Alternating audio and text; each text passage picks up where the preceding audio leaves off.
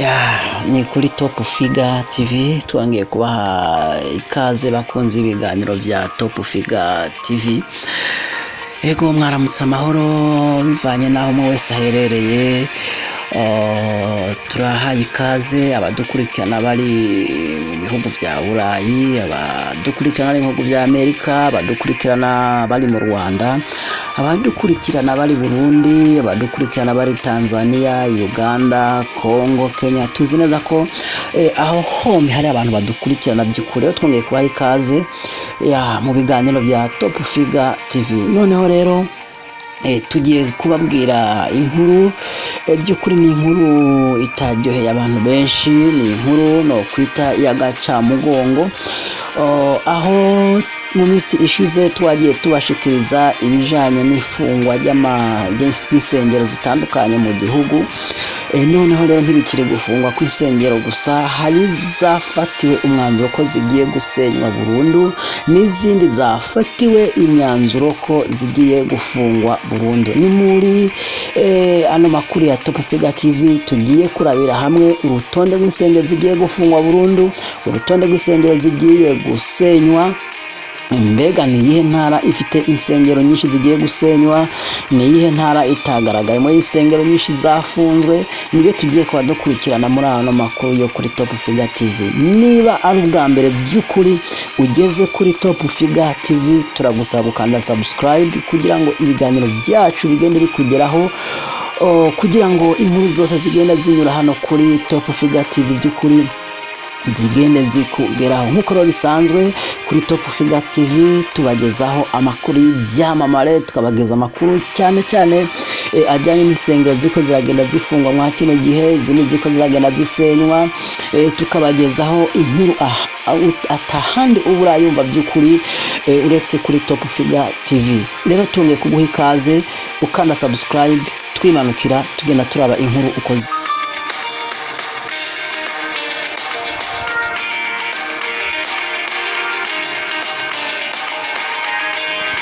by'ukuri. Rero nkuko twarangije kubabwira, twongeye guha ikaze kuri Top Figure TV. By'ukuri rero hari intonde zagiye zigaragara ku mbuga zitandukanye zigaragaza insengero zigiye gufungwa burundu cyangwa se zamaze gufungwa burundu, hari n'izigiye gusenywa. By'ukuri ni inkuru itakiriwe neza n'abantu benshi. Rero aho dusanga ku ikubitiro ni mu karere ka Rulindo, niho hagaragara umubare munini w'insengero zizasenywa, aho hagiye gusenywa insengero zigera kuri 39. Mu karere ka Musanze, aho turiko turavuga ni mu ntara y'Amajyaruguru, mu karere ka Musanze hazasenywa insengero zigera muri 3, insengero 8 mu karere ka Burera, n'isengero 3 mu karere ka Gicumbi.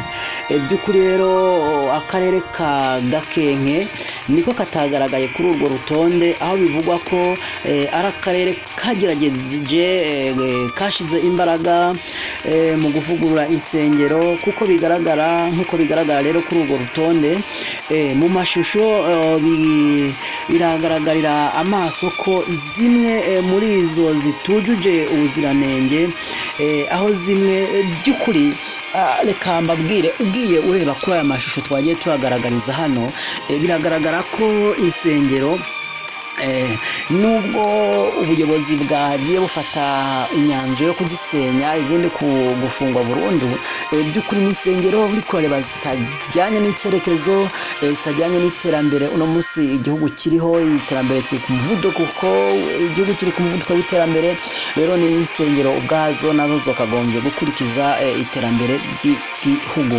Rero izo nsengero uriko uragenda ureba, ni insengero zimwe zubatswe mu gisharagati, cyangwa se izindi zikaba ziri mu bihangari, izindi ziri by'ukuri mu mazu ataragaragara neza amaso, aho zishobora no gushira mu kaga ubuzima bw'abanyagihugu, cyangwa se ubuzima bw'amasengera muri izo nsengero. Rero nubwo ubuyobozi bw'intara y'Amajyaruguru butaremeza urwo rutonde ku mugaragaro, mu makuru abayobozi b'insengero zitandukanye zagiye zifungwa bahaye kimwe mu binyamakuru twakuye ino nkuru muri Kigali Today, bavuze ko abayobozi b'imirenge izo nsengero zubatsemo bamaze kubateguza ko insengero zabo zigiye gusenywa. By'ukuri murumva ko ni inkuru ku bakristo, ni inkuru itari nziza, ni inkuru bamwe bagiye bakira ukundi, ariko by'ukuri ubuyobozi butureberera kandi bukarebera n'imibereho myiza y'abaturage, niyo myanzuro bwaje gufata. Rero mu mpamvu zitangwa harimo kuba inyubako z'urusengero zishaje, kuba zubatse mu manegeka, ariko by'ukuri nk'uko mugenda mureba kwa aya mafoto izi nsengero zubatse mu manegeka. By'ukuri ubuyobozi bukomeze bugenda burebera no mu zindi ntara, bureba icyakorwa kugira ngo umunyagihugu agume ku isonga. Kuba izo nsengero rero zidafite ubwiherero bwujuje ibyangombwa, kuba izo nsengero zitagira imihanda, kuba inyubako yubakishije inkarakara na za fondasiyo zidakomeye, kuba rwubatse mu baturage hagati, n'izindi mpamvu rero twagiye tubona, cyane ko ubuyobozi bwagiye budushikiriza impamvu n'iki cyemezo cyagiye gufatwa, ko hari aho insengero zagenda zisakuriza bamwe mu bayobozi cyangwa se bamwe mu bafite ubuzi mu gihugu, butuma bashobora kuruhuka neza. Izo nsengero zigiye gusenywa izo nsengero rero twavuze zigiye gusenywa, ziheruka gufungwa. Bamwe mu bayobozi b'izo nsengero bakavuga ko icyo cyemezo kibakomereye kubera ko badafite ubushobozi bwo kugura ubundi butaka no kubona ubushobozi bwo kubaka. Rero by'ukuri nk'uko twagiye tubashikiriza hano kuri Top Figure TV, twarababwiye ko hari insengero zagera mu 5600 zari zimaze gufungwa mu Rwanda. Noneho rero ubu izo nsengero zigeze mu 7,000, aho n'izindi zari zasigaye zagiye by'ukuri zigenderwa, zigasanga hari ibyo batari bagendeyeho mbere, nazo zagiye zifungwa burundu. Rero tugusaba gukanda subscribe no gukomeza gukurikira amakuru ya Top Figure TV. Tugiye gukomeza n'intonde z'isengero zafunzwe, tugiye gukomeza by'ukuri tubabwira mbega bimeze gute, ni iki kigiye gukurikira. We mukunzi wa Top Figure TV rero tugusaba gukomeza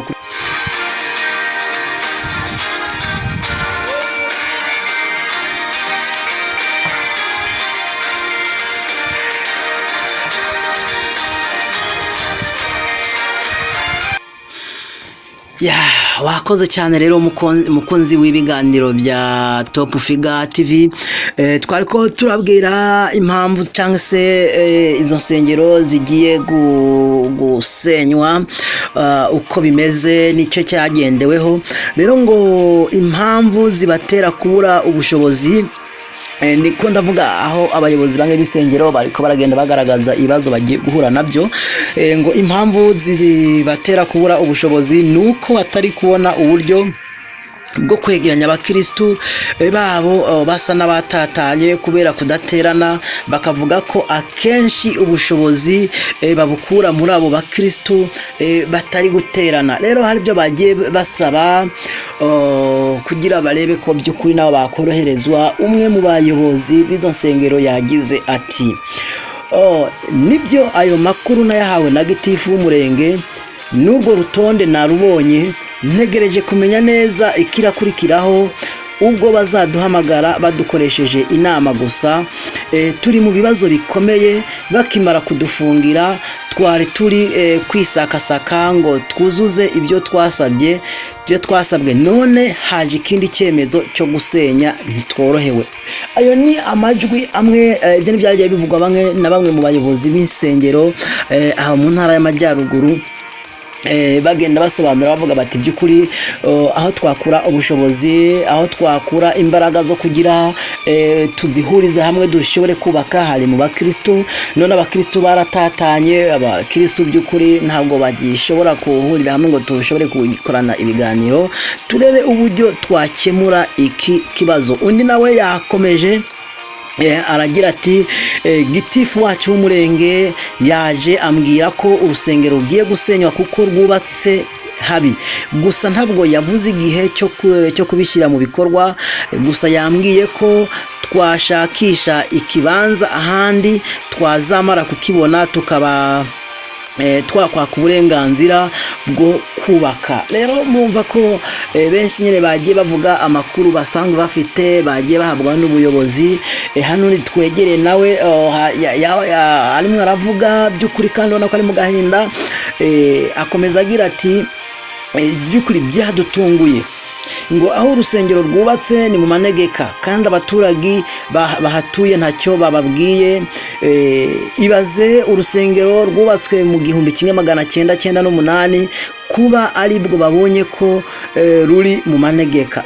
By'ukuri nkuko nanyana mbibabwira, ntabwo uko igihugu cyari kiri mu myaka yashize ariko gikomeza guma kiri, harakenewe ko habaho innovation, habaho renovation, hakabaho ivugurura kugira ngo n'inyubako dufite zigende zijyana by'ukuri n'icyerekezo cy'iterambere. Rero ubwo uwo mushumba yavuze ko baremerewe no kubona ubushobozi bwo kubaka urusengero rushya, dore ngo guhuza abakristo by'ukuri ngo kugira ngo bashobore kujya inama y'uko bishobora gukorwa, icyo kibazo kitaboroheye kubera ko insengero cyangwa se urusengero rwafunzwe.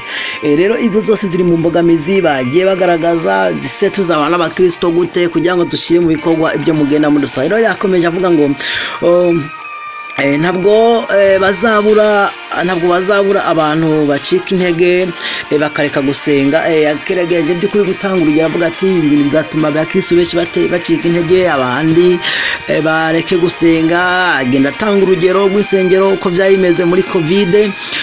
Avuga ati kuko no muri covid insengero zarahagaze, abakristo baragwa, kandi hari igihe abakristo baragwa, kandi niko agenda bisobanura muri ayo magambo. Kandi hari igihe gito ubu nta buryo twabona buzahuza abantu kugira ngo tushobore kuganira kuri ibyo bibazo, turebe byibuze ngo tubagezeho ibibazo by'itorero. By'ukuri rero bagiye bagaragaza ibibazo bitandukanye. Avuga bati ibibanza iby'itorero birahenze kugura, ubutaka bungana n'icya kabiri cya hegitari ntabwo twapfa kububona pe. Ni muri ayo magambo rero abashumba bamwe bagiye babishikiriza. Abandi baravuga ati kuba abakristo batari hamwe biratugora, bibaye ari nk'ibishoboka bakavuga bati mube muteraniye aha, noneho mube mwegeranya imbaraga, nizimara kuboneka mubone kuhimukira. Rero ibyo ni ibyifuzo bivanye by'ukuri biri kumwe n'imbogamizi bagiye bashikiriza ubuyobozi. Rero iyi nkuru twayikuye kuri Kigali Today. By'ukuri niyo yashoboye kugera kuri abo bantu, ariko nagiye mbabwire ko by'ukuri ikibazo kijanye no gufunga kw'insengero murazi ko cyatumye abantu benshi bagira ibibazo, ariko by'ukuri noneho rero iki cyo kije gikomeye cyane ko no gusenya, urumva ko no gusenya bigemwo bivanye n'ukuntu izo nsengero zubatse mu manegeka. Rero yarakomeje avuga ngo rero hari n'icyo bagiye basaba leta, ko hari ibyo leta yagomba cyangwa se leta yabafasha ikaboroherezamo. Bavuze ngo icyo twasaba leta ni ukutwemerera ikaba idufunguriye urusengero tugaterana, ariko twegeranya imbaraga kugira ngo tubone uko tugura aho kubaka, kuko iyo abantu batari kumwe neza guhuza imbaraga biragorana cyane. Naho ubundi abakristo bashobora gutatana ugasanga ntibakitabira umurimo w'Imana kandi twawukoraga neza. Ngibyo rero bimwe mu byo basabye, ni ukuvuga abayobozi b'amatorero, abashumba bo mwa kariya karere ka Rulindo. By'ukuri birumvikana ni mu ntara y'Amajyaruguru. Ibyo bagiye basaba ubuyobozi ko bwagira ibyo bubafashije kugira ngo nabo bagire ibyo bitaho mwa kino gihe. Rero nubwo abayobozi b'izo nsengero bemeza ko bamaze gutangarizwa ko ayo makuru, ubuyobozi bw'intara y'Amajyaruguru ntiburayashyira ahagaragara, ntiburemeza ko buzayatangaza igihe kigeze, nk'uko umuyobozi w'iyo ntara Maurice yabitangarije Kigali Today muri aya magambo. By'ukuri wewe yagize ati, uwo muyobozi yagize ati nibiba tuzabibamenyesha.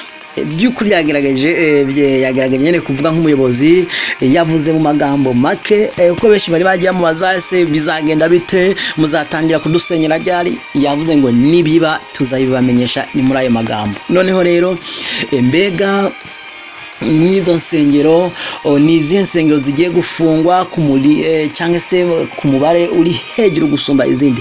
Rero by'ukuri ni insengero zigiye gusenywa, ziganjemo insengero za ADPR n'insengero za EAR muri iyo ntara y'amajyaruguru mu karere ka Rulindo. By'ukuri rero niba wifuza ko aya makuru agenda kugeraho, twagukoreye ubucukumbuzi bukomeye cyane ku bijyanye n'iki kibazo cy'ifungwa ry'amasengero. Hari andi makuru tugiye guha tukugezaho. By'ukuri nimba ukeneye kuba update ku bijyanye n'amakuru y'isengero cyangwa ifungwa ry'isengero cyangwa se ugusenywa kw'isengero, tugusaba ukanda subscribe kugira ngo amakuru agende akugeraho, ugende wimviraho uko ibintu bigenda bikorwa. By'ukuri rero ni mu kanya gato tugiye kubagezaho indi nkuru mu zindi ntara uko byifashe, mu bundi burere uko byifashe. Rero kuba wakanze subscribe uza kuba by'ukuri wamaze gukemura ikibazo.